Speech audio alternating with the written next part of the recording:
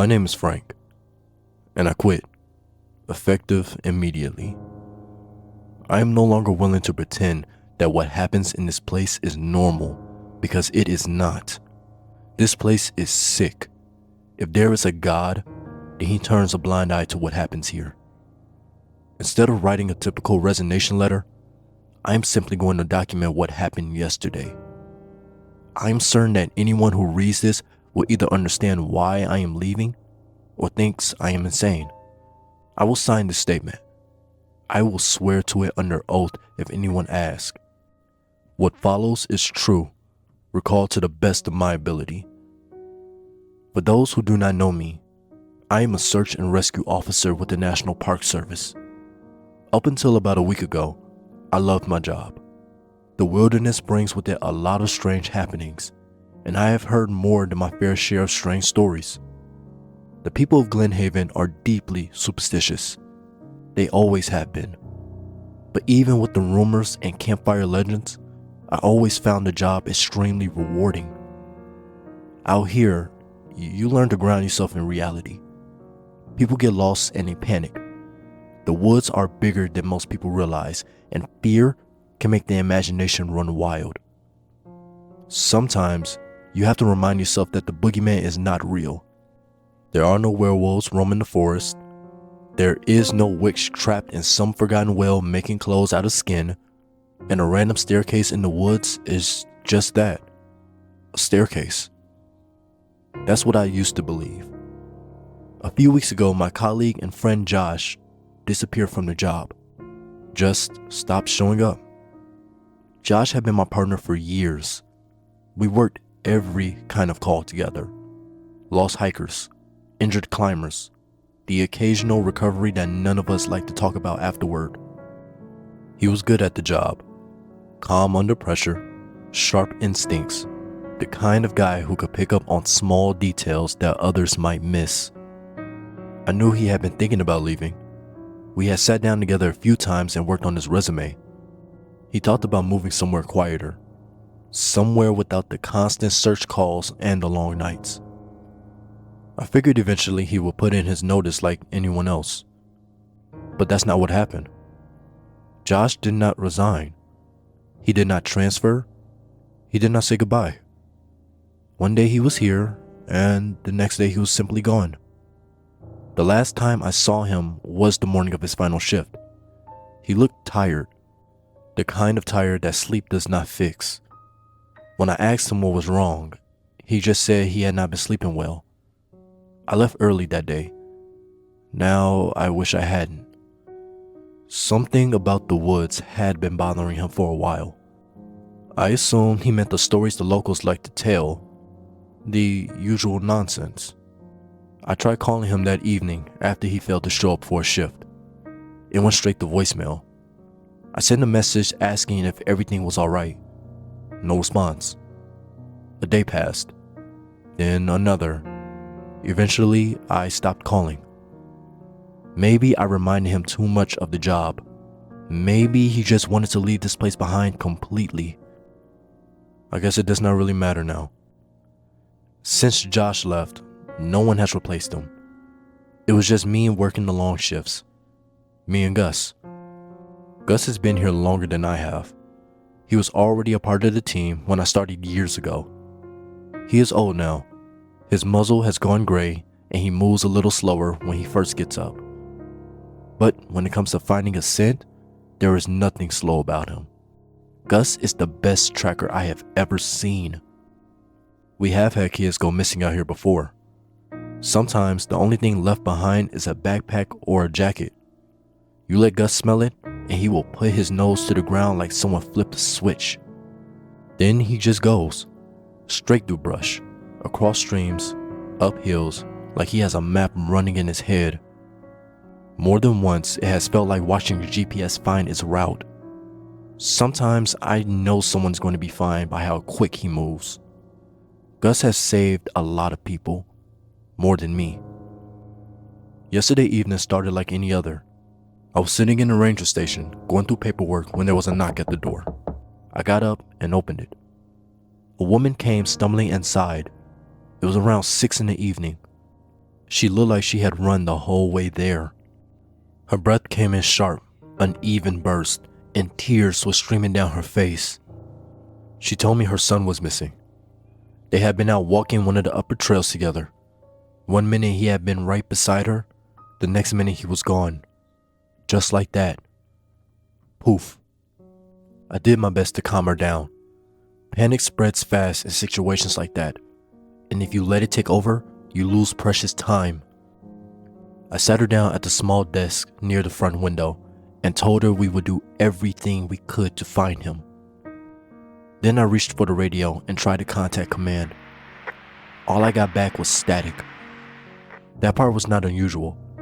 The equipment around here is older than it should be. Definitely breaking multiple codes. Please, somebody make note of that for whatever poor fools takes my job. I have been complaining about it for years.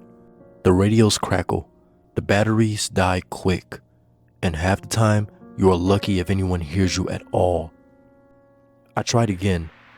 More static. No phone signal either. While I spoke with the mother, Gus stood quietly near the front window. His ears were pointed towards the tree line, staring out into the woods as the sun slipped lower behind the hills. The light was fading fast, and the forest was already starting to sink into shadow. I asked her the usual questions, while she tried to steady herself enough to answer. She didn't talk much. Her son was 6 years old. She had last seen him about 2 hours earlier. That might sound like a long time, but the place she described was near the highest point of our trail systems. We have 6 trail runs, and the topography changes greatly. The hike down from there takes a while, even for us. I figured she must have searched as much as she could on her own before panic finally pushed her to run for help. Gus did not react to her the way he usually does. Normally, he walks right up to people, gives them a gentle nudge, or sits beside them like he understands they are scared. Even a simple wagging tail can calm someone down when they are in a situation like that. But tonight, for whatever reason, he was not in the mood. He kept staring into the woods. The mother reached into her coat pocket and pulled out a glove, blue and knitted. I felt like I recognized it. Maybe they sold it at the local Walmart or something. She told me it belonged to her son. I took the glove and knelt down beside Gus, holding it out for him to smell. His nose twitched as he caught the scent. He began to move toward the woods, so I knew we had a shot at getting the kid.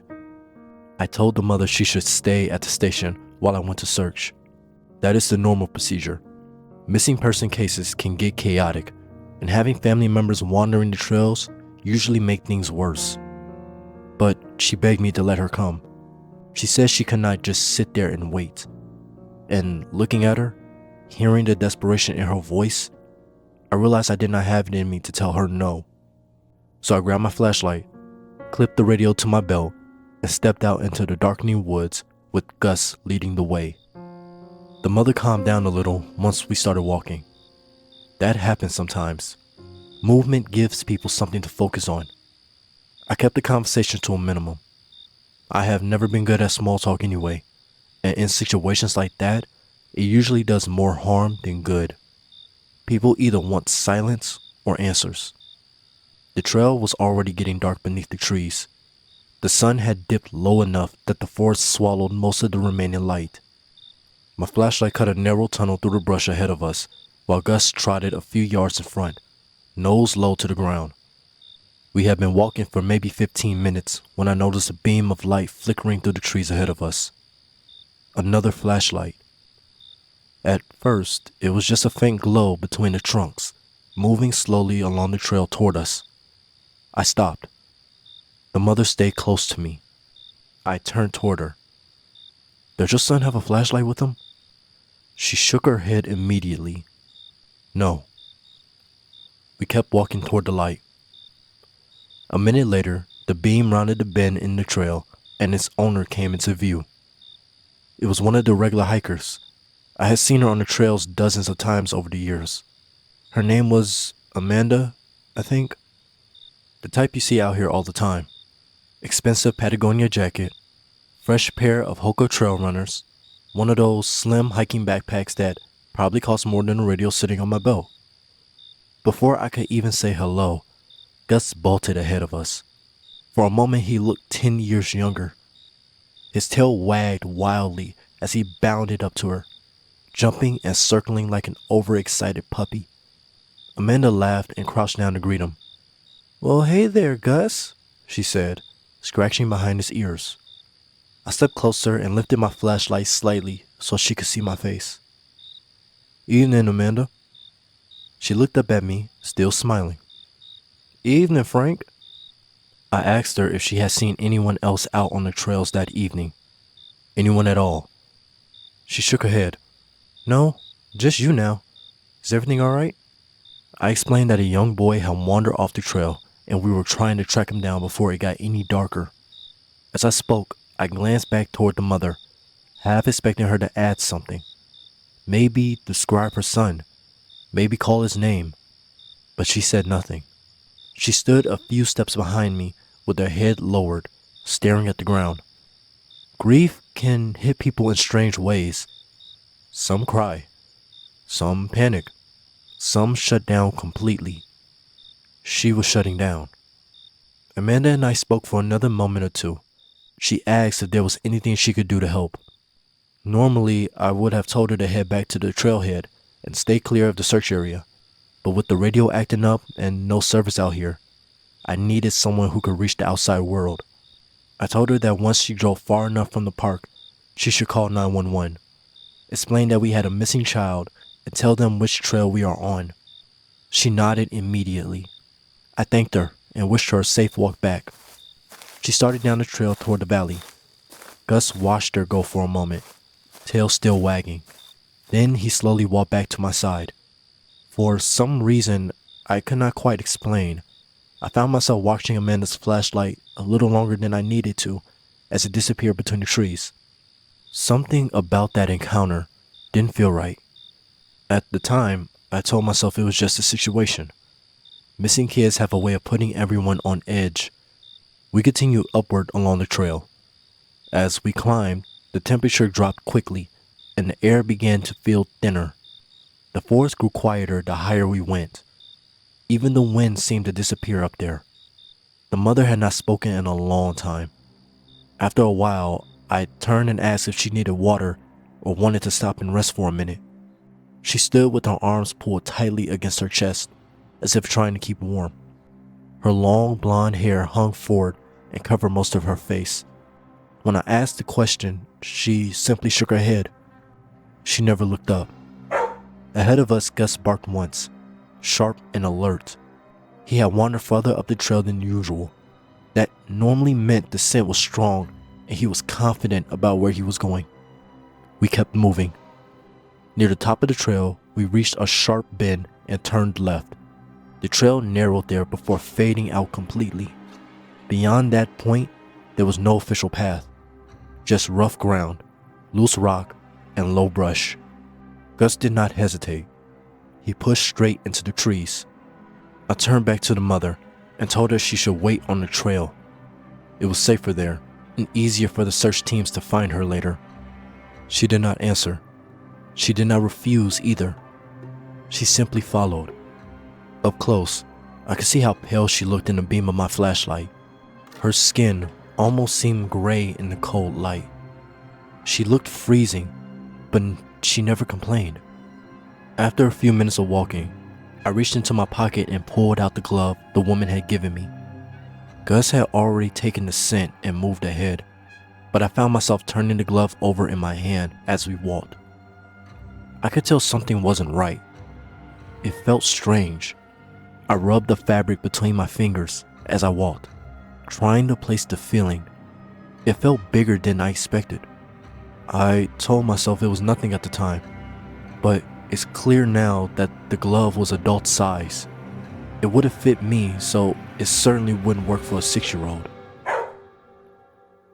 Gus barked from somewhere ahead on the trail, sharp and excited. I picked up the pace to follow him, letting the thoughts slip from my mind, and we pushed deeper into the woods until the darkness around us became nearly total. My flashlight was the only thing cutting through it.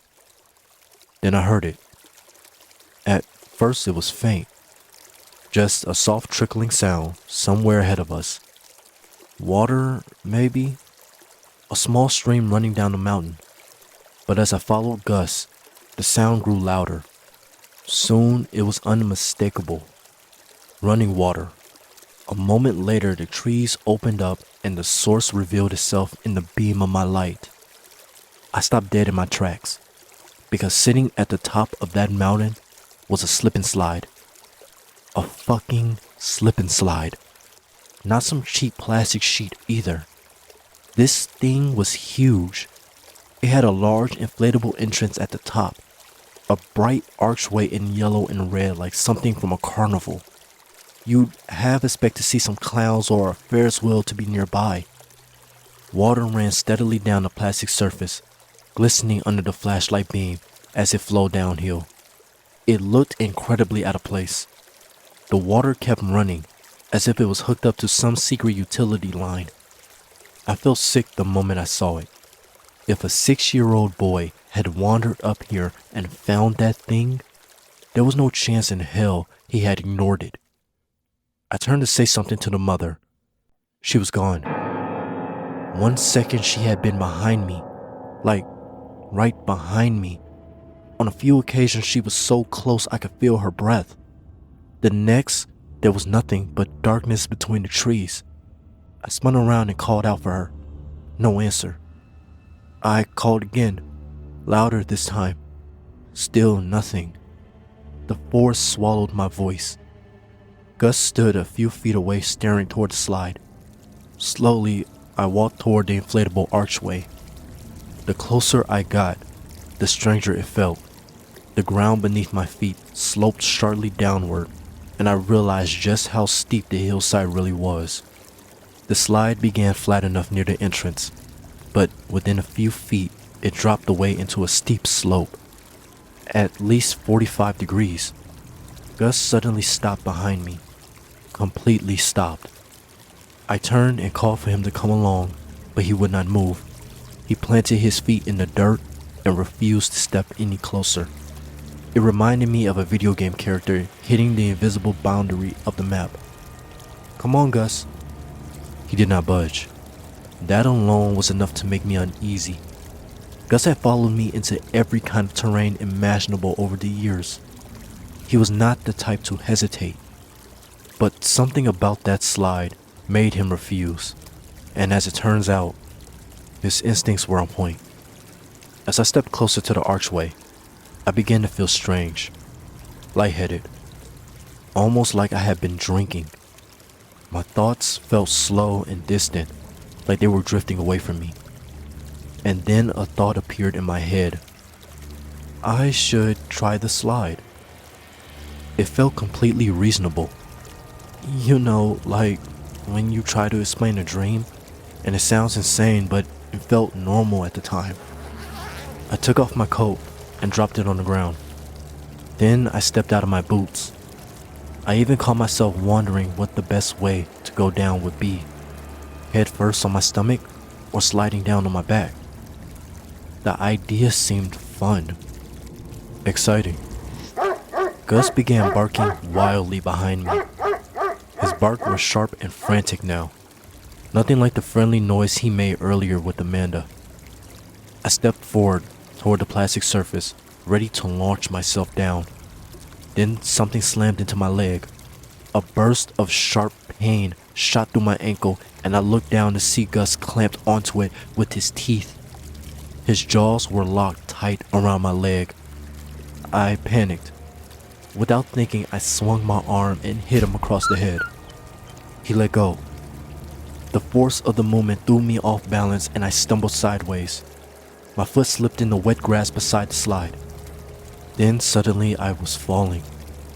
I rolled down the hillside beside the plastic surface, picking up speed immediately. The slope was even steeper than it looked from the top. Dirt rocks tore at my clothes as gravity dragged me downward. In seconds, I realized just how much danger I was in.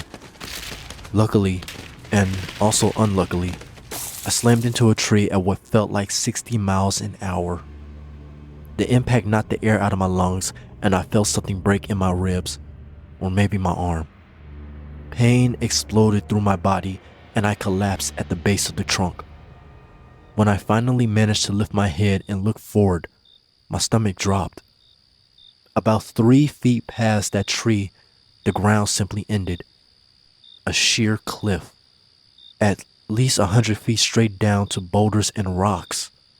If that tree had not been there, I would not be writing this. I looked down into the darkness below the cliff and saw something among the rocks. At first, it was just a shape.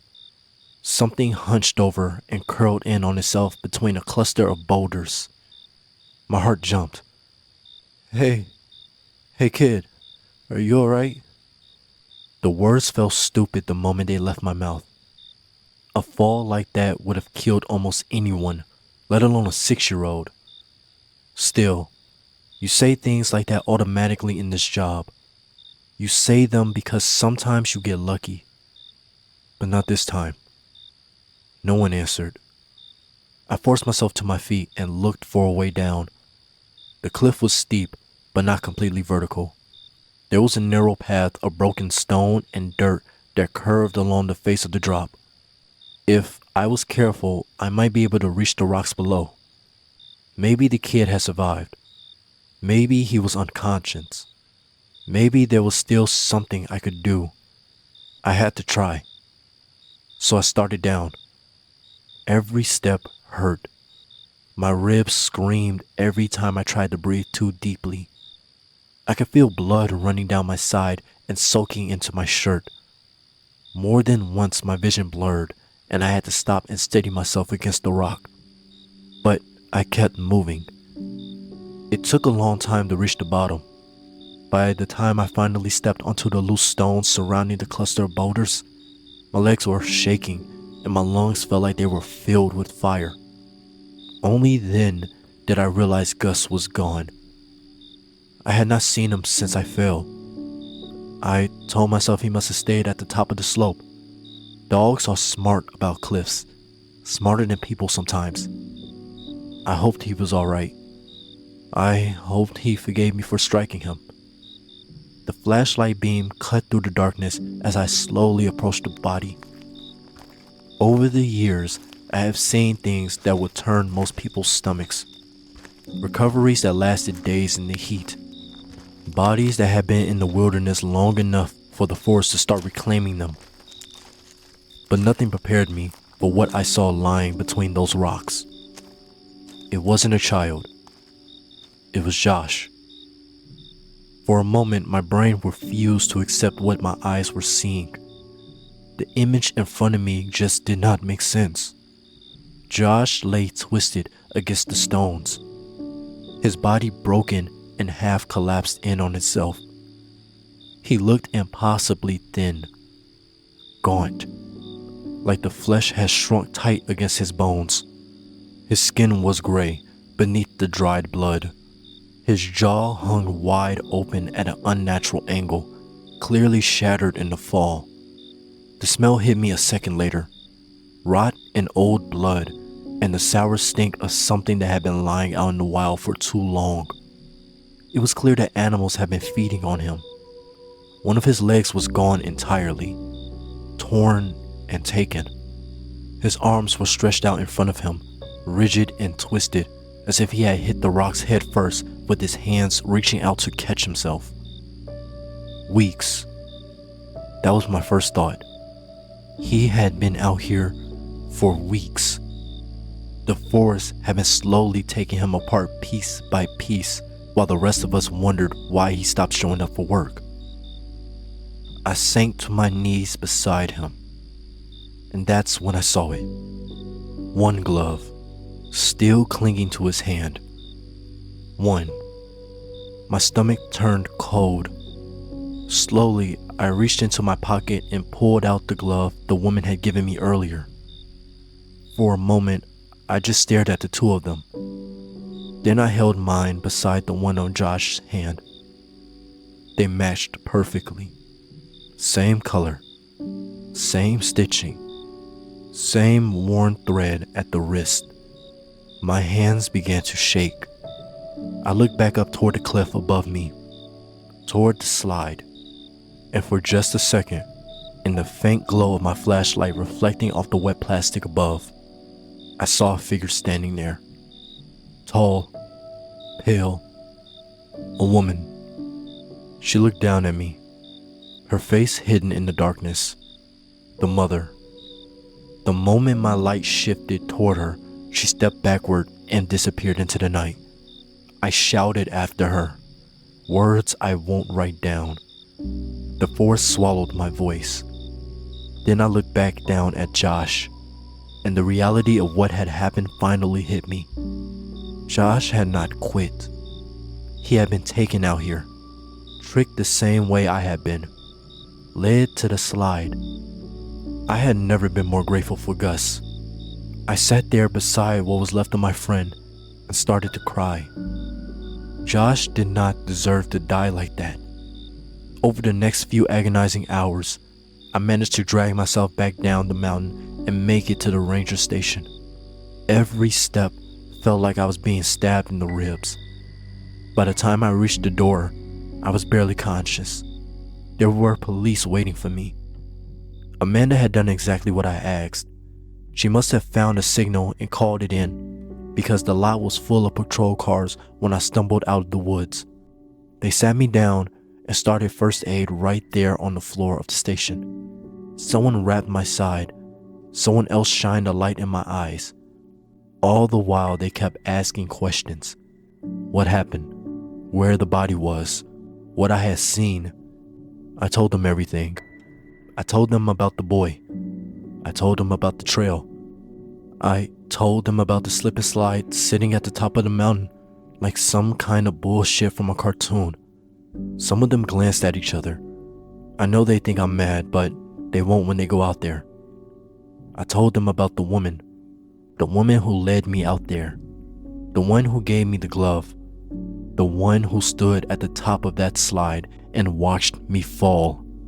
They had me repeat the story again and again that night. Every detail, every step. Some of the officers knew Josh personally, so when I told them what I had found at the bottom of that cliff, the room went quiet. While relaying the story, a thought came to mind. We have cameras. The ranger station has security cameras covering every entrance and the parking lot. We could review them to get the image of the woman. I remember feeling angry while we waited for the footage to load. Angry and hopeful at the same time. I wanted to see her face. I wanted her punished. The officer running the computer rewound the footage to earlier that evening. Then we watched. I walked up to the front door and opened it. I held my hand out to beckon someone inside, but no one came inside. My neck rotated like I was watching someone walk through the door, but no one did. I was alone. I stopped in the middle of the room and began speaking. The camera showed me holding the door open for empty air, gesturing toward the chair for someone to sit down, nodding as if someone was answering my questions. At one point, I even reached out my hand for a handshake, waiting for someone who was never there to take it. The officers in the room didn't say anything for a long time. They just kept watching the footage as I spoke to a person that did not exist. Gus stood by the window, looking out into the night. Then me and Gus opened the door and left the room. We rewound the tape and watched multiple times. Nobody spoke. The silence was deafening. My name is Frank, and I quit. Effective immediately.